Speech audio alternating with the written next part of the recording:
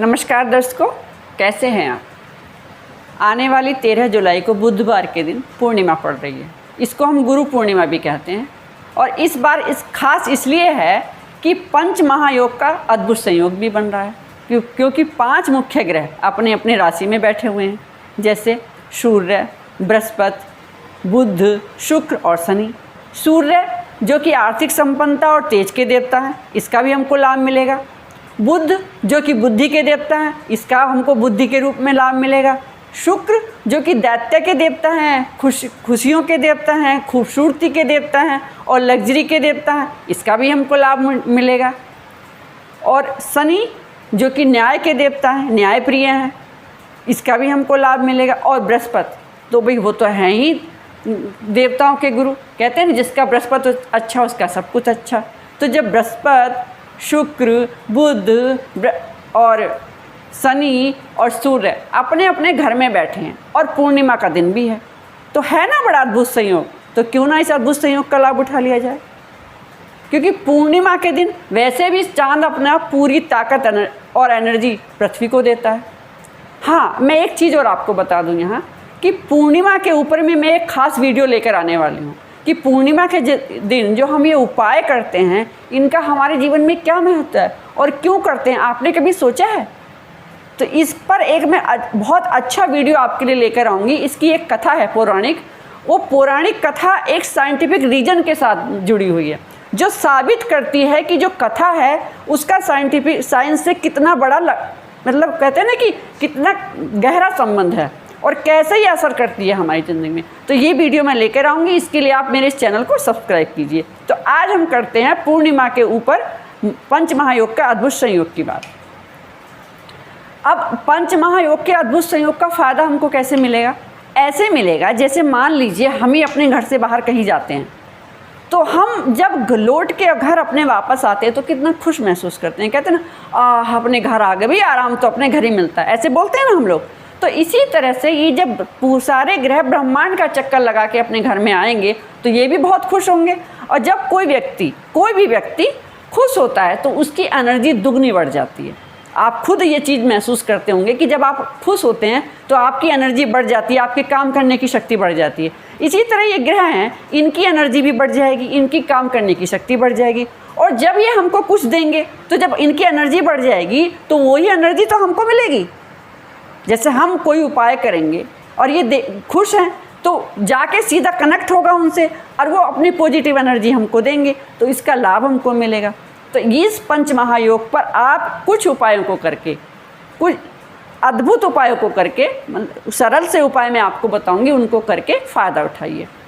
तो इन उपायों को वो लोग भी करें जिनका चंद्रमा कमज़ोर है या मजबूत है, इससे इस बात का कोई लेना देना नहीं। इसको सभी लोगों को करना चाहिए।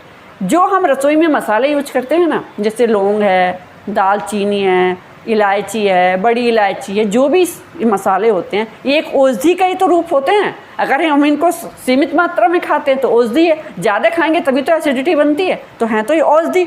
और क्योंकि औषधि जो है चंद्रमा का कारक होती है, पूर्णिमा है उस दिन, तो इन सारे मसालों को आप पूर्णिमा की रात में अगर 2-3 घंटे भी चंद्रमा की रोशनी में रख देंगे तो उनकी मसालों की एनर्जी डबल हो जाएगी, दुगनी हो जाएगी। तो जब हम इन मसालों का यूज खाने में अपने करेंगे तो हमको भी डबल एनर्जी मिलेगी। जब हमको डबल एनर्जी मिलेगी तो हमारा जो शरीर की क्रिया है वो दुगनी तेज़ी से काम करने लगेगी, चाहे मस्तिष्क की चाहे शारीरिक क्षमता की। तो जो भी हम काम करेंगे वो हमारे काम तेज़ी से होने लगेंगे। जैसे मान लीजिए आपने वो लौंग रखी रात में पूर्णिमा की चांदनी में, और उस लौंग से अगर आप भविष्य में भी कोई उपाय करते हैं तो वो लौंग एक तरह से एनर्जी क्रिएट करेगी उस उपाय में, उस काम को बढ़ा देगी।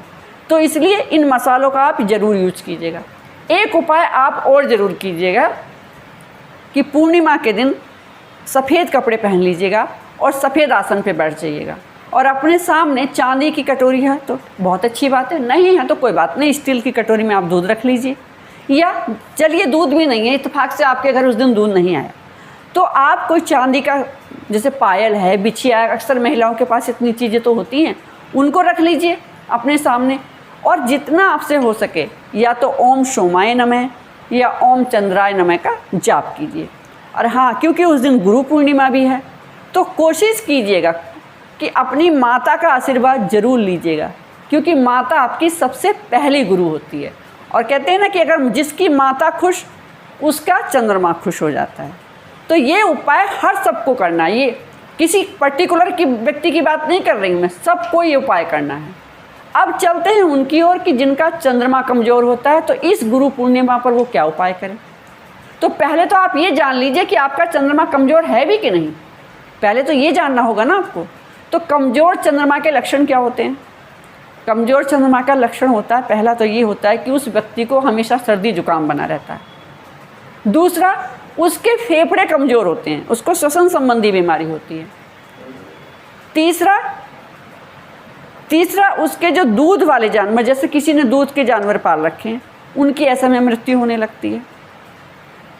चौथा, अक्सर उस व्यक्ति की माँ हमेशा बीमार रहती है। जो व्यक्ति है, अगर उसका चंद्रमा कमज़ोर है तो प्राय उसकी माँ देखेंगे आप बीमार रहती है। पाँचवा, कि उसका वायव्य कोण दूषित होता है। वायव्य कोण कहते हैं कि उत्तर और पश्चिम। दूषित मतलब वहाँ गंदगी का ढेर लगा हुआ है, बहुत दिन से सफाई नहीं हुई, कोई कूड़ा कचरा ऐसे ही फैला हुआ है, कोई ऐसा गड्ढा है पानी का, वहाँ पे कोई ऐसी जगह बना दी गई है जहाँ आप सफाई हो ही नहीं रही है, बहुत दिन से गंदगी इकट्ठी है। तो ये सब चीज़ें बताती हैं कि आपका चंद्रमा कहीं ना कहीं कमज़ोर है। अब आपको उपाय क्या करने हैं भाई? आप चंद्रमा कमज़ोर तो हो गया, आप कर भी क्या सकते हैं? तो उपाय ही ना कर सकते हैं। जैसे बीमार हो जाता है आदमी, क्या कर सकता है? दवाई खाता है ना। तो इसलिए अगर हमारा कोई ग्रह होता है तो उससे जुड़े हम कुछ उपाय करते हैं। तो अगर चंद्रमा आपका ग्रह है तो इन उपायों को कीजिए।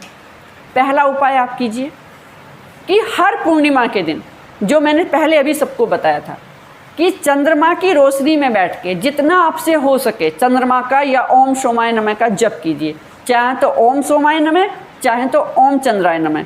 हर पूर्णिमा के दिन इसका जप किया कीजिए। दूसरा उपाय क्या कीजिएगा कि रात को सोते समय अपने सिरहाने या तो एक गिलास में दूध रख लीजिए, या दूध संभव नहीं है तो पानी रख लीजिए, और उसको सुबह उठिए और किसी कीकर के पेड़ में डाल दीजिए। और हाँ, अगर आपके आसपास कोई कीकर का पेड़ नहीं है तो इसमें परेशान होने की कोई ज़रूरत नहीं है। आप गमले में भी कीकर का पेड़ उगा सकते हैं और उसमें उस पानी को डाल सकते हैं। तीसरा उपाय कीजिएगा, 2 मोती ले लीजिए या 2 चांदी के छोटे छोटे टुकड़े। एक मोती को या एक चांदी के टुकड़े को बहते हुए पानी में बहा दीजिए, और एक को हमेशा सफ़ेद कपड़े में बांधकर अपने पास रखिए, और सफ़ेद रुमाल भी आप अपने पास रखिए। हमेशा अपनी जेब में एक सफ़ेद रुमाल ज़रूर रखिए। चौथा उपाय आप क्या करेंगे कि सफ़ेद वस्त्रों का, सफ़ेद चीज़ों का दान दीजिए ज़्यादा से ज़्यादा। जैसे चावल है, दूध है, चीनी है, या सफ़ेद कपड़े हैं, किसी गरीब को आप दान दे सकते हैं। इन चीज़ों का दान दे दीजिए, उससे भी आपका चंद्रमा मजबूत होगा। 5वां उपाय आप सबसे ज़रूरी यही कीजिएगा कि अपनी माता को खुश रखने की कोशिश कीजिएगा।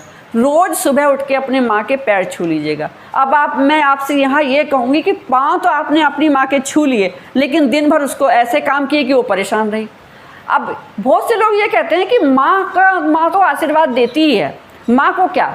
हाँ, माँ आशीर्वाद देती है। मैं आपको ये कहूँगी, आप माँ को दुखी करते हैं, लेकिन माँ आपकी कभी भी आपको बद्दुआ नहीं देती, आशीर्वाद देती है। लेकिन जो कहते हैं ना, ईश्वर बैठा हुआ वो देख रहा होता है कि ये अपनी माँ को इतना दुखी कर रहा है, तो वो तो आप पे गलत प्रभाव डालेगा ना, वो तो आपसे दुखी होगा ना।